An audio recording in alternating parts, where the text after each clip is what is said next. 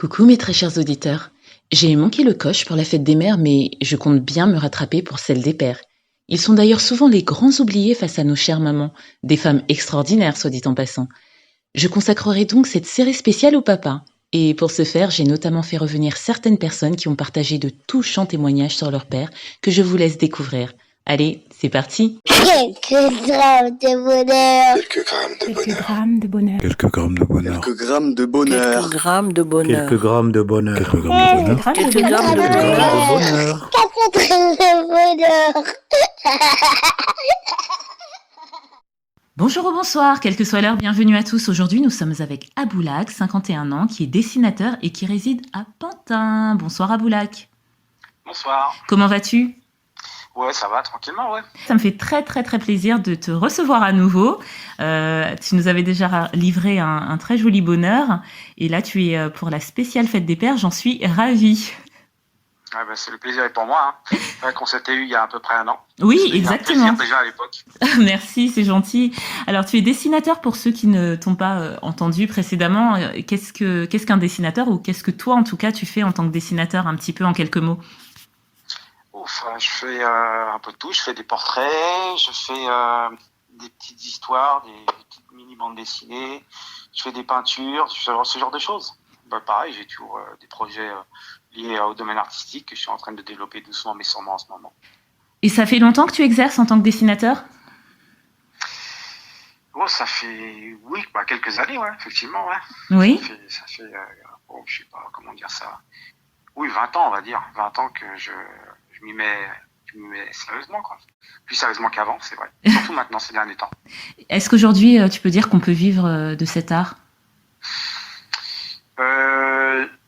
Oui, on pourrait y vivre. Enfin, ça dépend, en fait, tout simplement. Hein. Moi, ce que je fais, c'est, là, par exemple, j'ai un projet de bande dessinée.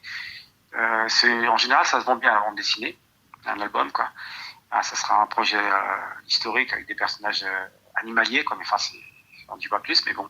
Oui, la bande dessinée, oui, ça peut rapporter. Gros, tout dépend de ce qu'on vend, combien on vend, tout simplement. Hein. Mais après, comme tout métier, il y a des gens qui ont qui sont, j'allais dire, au haut de la pyramide, et donc pour eux ça va très bien, puis il y a les autres. Hein. Oui. Enfin, je crois que c'est dans tous les boulots, c'est pareil. Hein. Oui, exactement. Enfin, ça dépend.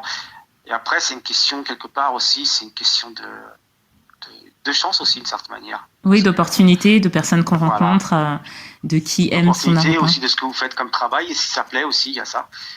Il y a pas mal de choses qui entrent en compte. Oui, c'est clair. Et puis l'art, c'est tellement subjectif. Exactement, oui. C'est vrai. Et sinon, tu résides à Pantin. Tu sais comment on appelle les habitants de cette ville ? Pantinois. Les Pantinois. Oh, c'est joli. Ouais. C'est joli. Tu y vis depuis longtemps ? Ouais, maintenant, ça fait 7 ans. Ah, 7 ans, c'est une année charnière. Hein. Ouais, ça fait 7 ans. Puis avant, bon, j'y allais de temps en temps parce que on avait un petit appartement à Pantin aussi, donc j'y allais de temps en temps. J'allais voir mon frère ici de temps en temps, donc je connais très bien depuis des années, quoi. Ça fait plus de 20 ans que je mets les pieds à Pantin, en fait. Je connais. D'accord. Et ton bonheur ne concerne pas Pantin aujourd'hui, puisque nous sommes toujours, je le rappelle, dans la semaine spéciale fête des pères. Et je t'écoute pour nous livrer ce bonheur que tu as eu ou as avec ton papa. En fait, mon père nous a quittés donc il y a quelques années. Oui. Il est toujours présent, hein, parce qu'il y a toujours son influence qu'il avait, qui est présente. En fait, moi, mon bonheur remonte aux années 70. Voilà, tout simplement. Mon père a toujours été quelqu'un assez dur dans sa manière d'être. Hein. Oui. Parce que c'est un enfant de la guerre à la base, donc quand il arrive en France, après la guerre d'Algérie, quand il arrive en France, c'était assez compliqué pour lui, en étant algérien pour travailler ici, avec pas mal de problèmes qu'ont connu les Algériens de cette période-là, avec le racisme et toutes ces choses-là. Donc il y a eu pas mal de choses. Il a rencontré ma mère, plus tard je suis né en 69. Oui. Et en 70, j'étais un petit garçon, voilà, avec mon frère et mes 2 autres sœurs. Et mon père est quelqu'un qui était très à cheval sur les principes. Et mais c'était aussi quelqu'un. Enfin, faut savoir que mon père est musulman, comme moi d'ailleurs, mais mon père est musulman. Oui. Et qu'en général, chez les musulmans, bon, peut-être moins à cette époque-là de l'année, mais maintenant à l'heure actuelle, les musulmans qui fêtent Noël entre guillemets comme une fête au centre pour les enfants. Ils ne le font pas. Les musulmans, en général, ne fêtent pas Noël. Voilà. Donc c'est vraiment une fête particulière. Et en 70, en général, tous les Maghrébins issus de ces périodes-là ça ne le faisaient pas spécialement, ou certains le faisaient pour faire plaisir à leurs enfants, ce genre de choses. Et mon père faisait partie de ces personnes-là. Il n'était pas dans une approche religieuse de Noël, il était dans une approche de faire plaisir. Et pour lui, c'était l'occasion de faire plaisir à ses enfants et de leur donner ce qu'il lui n'a pas eu durant son enfance. Voilà. Alors, il ramenait un arbre de Noël qu'il achetait, on le décorait. Et puis bon, mon père avait toujours dit à l'époque qu'il nous donnerait ce qu'il n'a pas eu. Et il a dit que Noël, c'est pas pour lui, c'est une fête pour les enfants, pas une fête religieuse, mais une fête pour les enfants. Oui. Et il estimait que ses enfants méritaient, comme tous les autres enfants, d'avoir ce bonheur-là, quoi. Donc, on fêtait Noël avec le sapin de Noël et tout ça. Waouh. Et puis on était là, on veillait le soir, on mangeait bien et tout ça, on veillait le soir, la veille de Noël, quoi. On veillait et tout, assez tard le soir.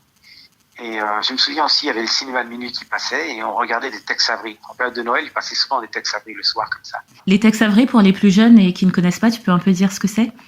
Ah, Tex Avery, c'est les créateurs de Bugs Bunny et de Daffy Duck.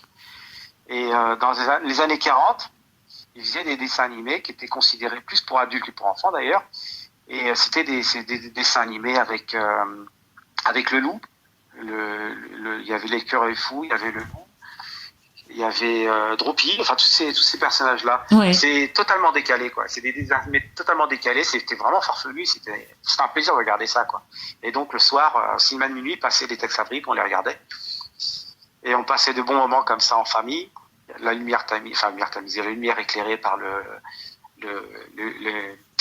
les lumières lumineuses du sapin et tout ça. Enfin, c'était un côté magique parce qu'à l'époque, en 70, il neigeait quand même, quoi. Et j'étais, à l'époque, j'étais pas à Paris, j'étais à Villiers-sur-Marne. Enfin, à l'époque, c'était encore la campagne. Donc, il neigeait, tout ça, toutes les familles se connaissaient. Donc, c'était un climat particulier qu'il y avait là-bas. Et c'était mes plus beaux Noël, simplement. Et mon père nous fêtait systématiquement Noël. Le lendemain, quand on se réveillait, on arrivait, on voyait au pied du sapin, on voyait des cadeaux, des jouets et tout ça. On les ouvrait, puis je me rappellerai toujours du sourire que mon père avait, quoi. Mon père était assez dur, mais à cette période-là, il nous donnait un maximum de choses pour nous. Et il a tout fait pour qu'on soit heureux, quoi. Malgré les problèmes liés à pas mal de choses, pour le travail, toutes ces choses. C'est assez compliqué, mais il a tout fait pour nous rendre heureux. Et je me souviens du sourire qu'il avait lorsqu'on ouvrait nos cadeaux et tout ça. Voilà. Un souvenir assez incroyable. Mon père, c'est particulier, parce que mon père était, comme je disais, il était assez dur, assez sévère quelquefois, et il avait peur pour nous pour différentes raisons d'ailleurs. Et il avait raison, parce que c'est vrai que c'était assez compliqué, hein. Mais en fait, il a tout fait pour nous rendre bien, quoi, nous donner un peu de bonheur, qu'on ait une enfance magique, et il a réussi, quoi, tout simplement. Il a réussi vraiment à faire en sorte qu'on ait une enfance magique malgré les difficultés de l'époque qu'il y avait, quoi. Donc c'est effectivement un souvenir assez incroyable. Tu parles de souvenirs incroyables et ça l'est, c'est magnifique. On sent toute la chaleur de ces soirées que vous pouviez passer. Je m'y voyais presque. Et même l'exemplarité de cet homme qui a connu la guerre, donc des choses particulièrement difficiles, et qui n'avait pas forcément, à travers ce que tu dis, du moins une vie facile, mais qui en tout cas ne voulait pas en faire payer les frais à ses enfants et même leur apporter plus, les rendre heureux, les mettre sur les mêmes pieds d'égalité que les autres. Et leur faire profiter de cette fête qui représentait une fête pour les enfants, pour lui comme pour beaucoup. Et ça, c'est magnifique, hein. C'est magnifique. Et surtout quand tu parles de son sourire, on sent l'émotion, ouais, quand tu parles de son sourire. Non, c'est vrai. Puis à ça, il y a eu aussi une chose qu'il nous avait toujours dit à l'époque, il nous le disait à chaque fois.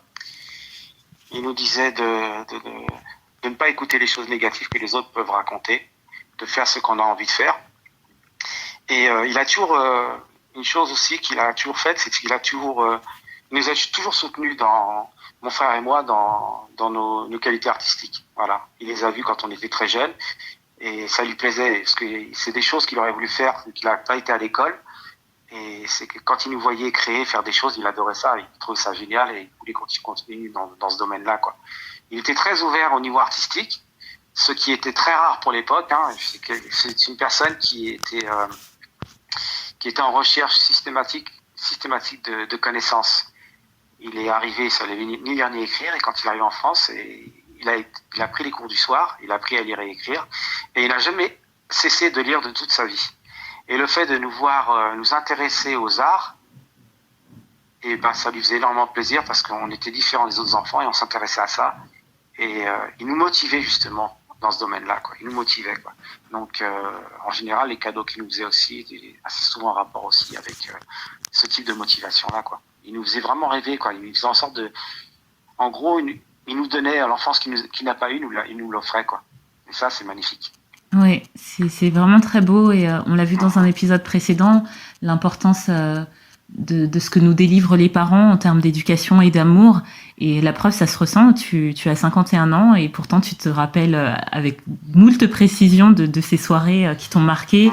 Tu te souviens aussi de tout ce qu'il a mis en place pour vous donner le meilleur, de cette liberté aussi qu'il vous accordait, parce que je ne sais pas si les gens se rendent compte, mais dans ces années-là, effectivement, tout ce qui était de l'ordre de l'artistique, ça ne représentait pas un vrai travail, entre guillemets. Et avoir un parent qui te pousse dans ce sens-là, c'est quelque chose de formidable pour cette époque.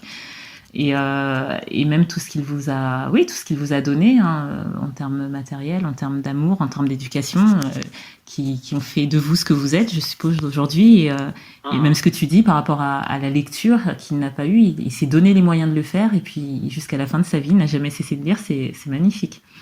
Oui, c'est vrai. Ouais. Enfin, c'est l'un des plus beaux souvenirs que j'ai de lui.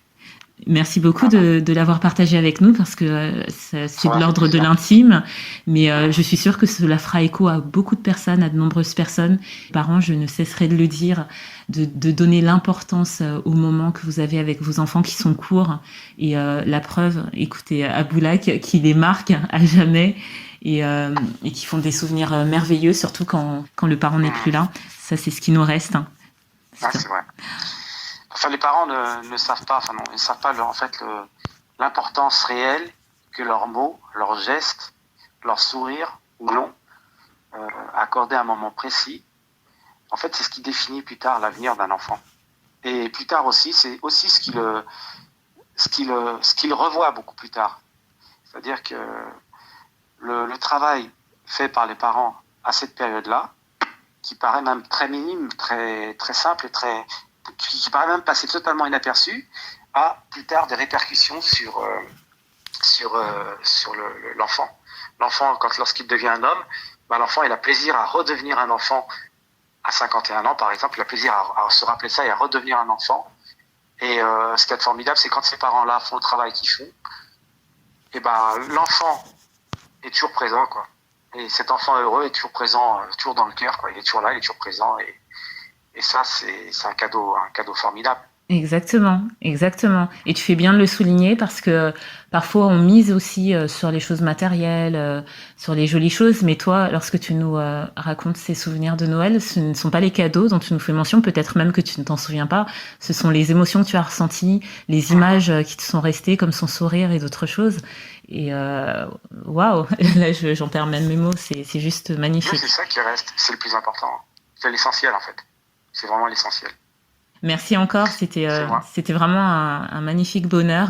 Je te souhaite de prendre grand soin de toi, de tes passions, de tes rêves, de tes souvenirs que je te souhaite de garder précieusement jusqu'à la fin de ta vie, que je te souhaite longue, hein, soit dit en passant. Bien, je t'en remercie. Et surtout, tu n'hésites pas à revenir, ce sera toujours une réelle joie de te recevoir. Hein. Le plaisir est partagé, le plaisir est pour moi aussi, et puis partagé par tout le monde aussi, à mon avis, je pense, parce que ce genre d'émission, c'est ce qu'il faut, surtout de nos jours, avec tout ce qui se passe, il faut ce genre d'émission, tout simplement. Merci beaucoup. Donc, je te remercie de ton travail. Merci énormément, je te dis à très bientôt. Merci, allez, au revoir. Et n'oubliez pas, vous autres, le bonheur aussi léger soit-il n'est jamais loin, alors sachez le voir, vous en saisir et l'apprécier. À bientôt. Quelques grammes de bonheur. Quelques grammes de bonheur. Quelques grammes de bonheur. Quelques grammes de bonheur. Quelques grammes de bonheur. Quelques grammes de bonheur. Quelques grammes de bonheur. Quelques grammes de bonheur. Quelques grammes de bonheur.